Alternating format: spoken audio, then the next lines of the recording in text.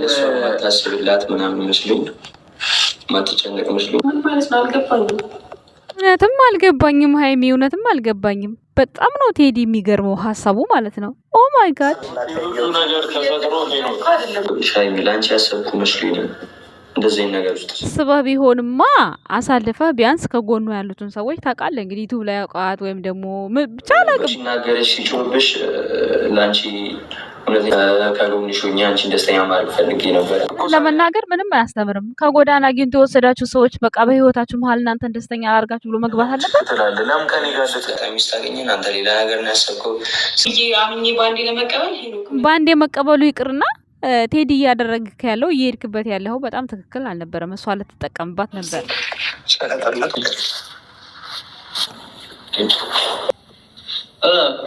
ምችት ይበልህ አቀማመጡ፣ አተኛኘቱ ደስ ሲል ልጁን ደረቱ ላይ ቁጭ አድርጎ ይመችህ። አቦ እንዴ ብዙ ጸብ ውስጥ እንድገቡ አድርጌያለሁ።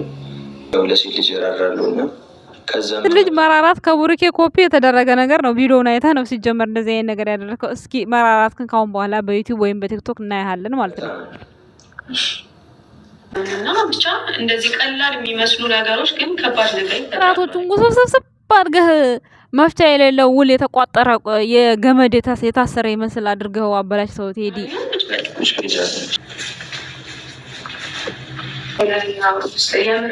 ወይኔ ቡቡዬ፣ እኔ ቡቡዬ ልብ ብቻ ነው ግርም የሚለኝ እግዚአብሔርን። መስማ ችግር የለውም ወንድምነት ይበልጣል። ደግሞ ሌላው በስበቡኛ ብሩኬን አስገባሃለን፣ ምንም ችግር የለውም። ተነቅቶብሃል ግን ትጠቀምባት ነበር። እንደው ብሩክ ባይገባ ሌላ ነገር የመጣው እንዳይመስል ጥፋተኛ የሚያደርገኝ እኔ ነው። ጥፋተኝነት ግን አምነህ ይቅርታ ልጠይቅ ወደ ጨረቃ ፋሚሊዎች ስለመጣህ እኛም እናመሰግናለን። ይቅር ብለናል። ምንም ማለት አይደለም። ለሌላ ጊዜ ግን ተጠንቀቅ። ሶሪ ለሁሉም ነገር ቤታ ካለብኝ ዛሬውኑ ተናገሪ። ነገ ደግሞ ብሩክ እንዳይሄድ ያዙልን፣ ብሩክ እንዳይወጣ ከቤት። እንደዚህ ጥሩ ነገር ደግሞ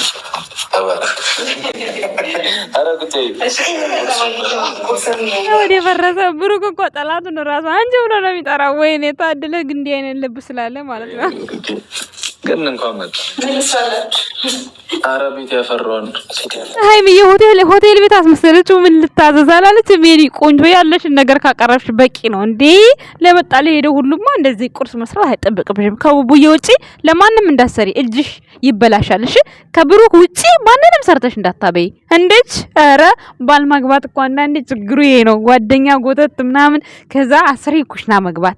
ከብሩክ ውጪ ለማንም እንዳሰሪ ሀይሚ፣ እውነቴን ስነግርሽ ምክንያቱም እጅሽ ይበላሻል። ሰርተው ብሎ ወይም ደግሞ ጠልቦ ብሎ ሁሉም ጎረምሳ ናቸው።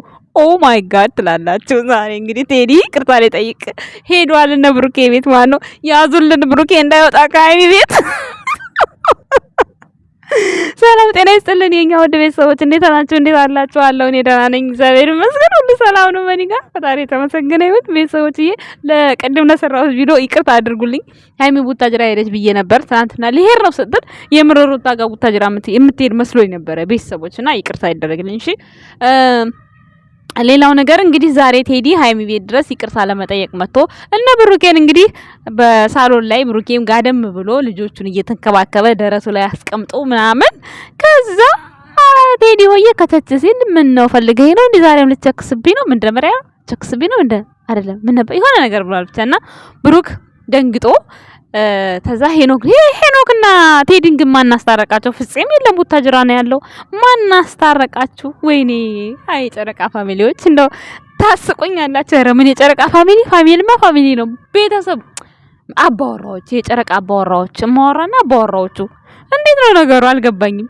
ሄኖክ አንተ ዛሬ ጸላታቸውን ይዘህ አስታራቂ ሆንክ። ይሁና ችግር የለም።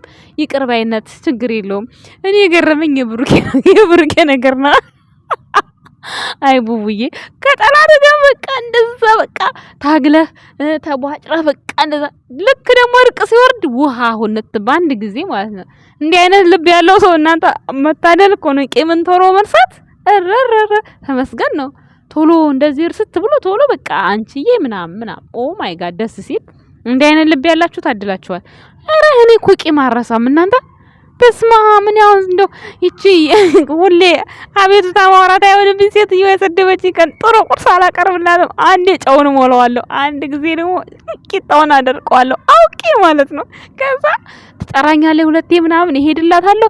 ከዛ ሳበላ ጥላት ሄዳለች። እሰይ እኔ ደስ ነው የሚለኝ እና ቂምን ያረሳም። እሷ ብግን ካረገች እኔም ብግን ማረጋ ጥሩ ነገር አልሰራላትም። እግዚአብሔርን እልሄ በቃ ወይኔ ሲያስጠላኝ እንኳን አንዳንድ ጊዜ እና ብሩክ ታድሏል በዚህ አጋጣሚ ማለት ነው። ምክንያቱም ያው እንግዲህ እውነትም ሆነ ውሸት እንግዲህ የምናውቀው ነገር የለም። ይቅር እየተባባሉ ካሜራ ላይ መጥተዋል ማለት ነው። ቤተሰቦች እስኪ እንደኔ ለምትገባቡ ከማዳማችሁ ጋር ለምትገባቡ ሰዎች እስኪ ኮሜንት ስር ጻፉ ምን እንደምታረጉ።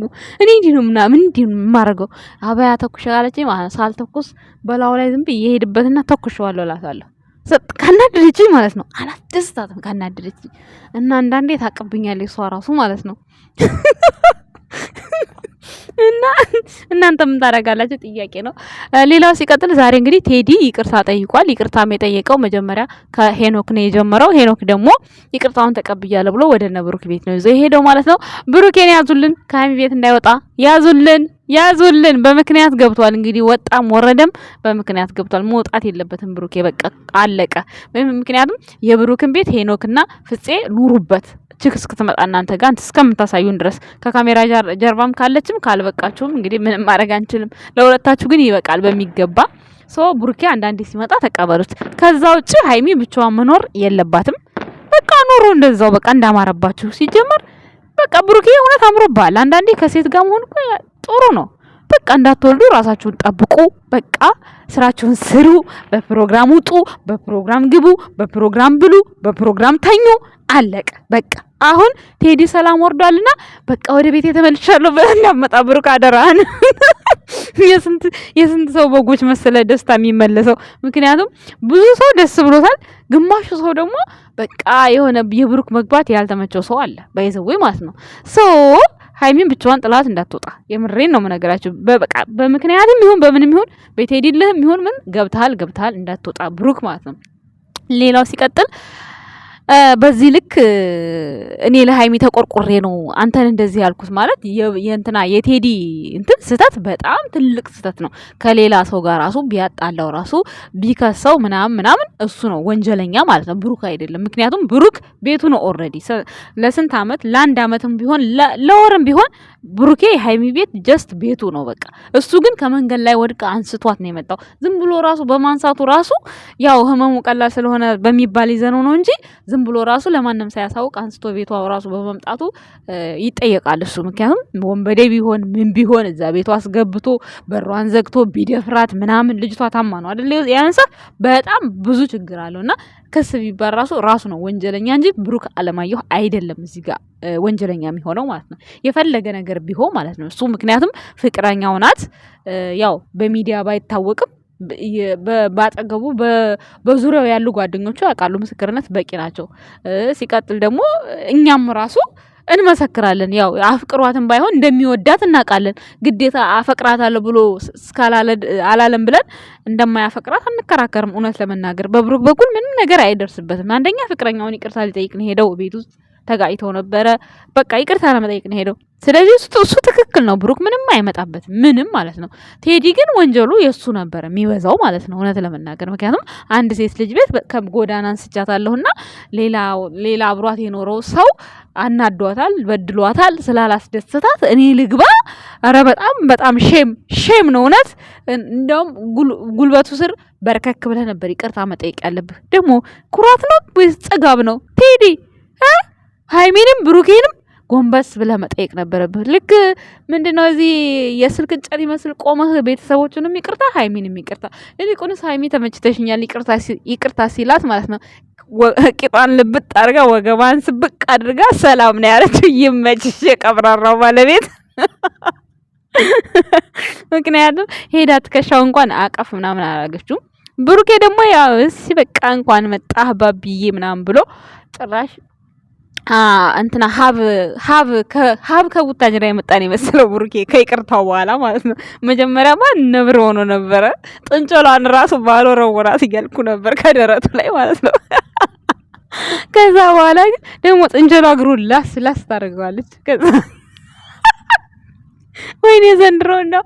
እኔ እኮ የጨረቃ ፋሚሊ ባይኖር ኖሮ ጭንቀት ሞት ነበረ ፈጣሪን። እና ብቻ ያው ደስ የሚል ቪዲዮ ነው ባይዘው። ግን ያው በ100% ቴዲ ጋ ነው ስህተት ያለው 100% ማለት ነው።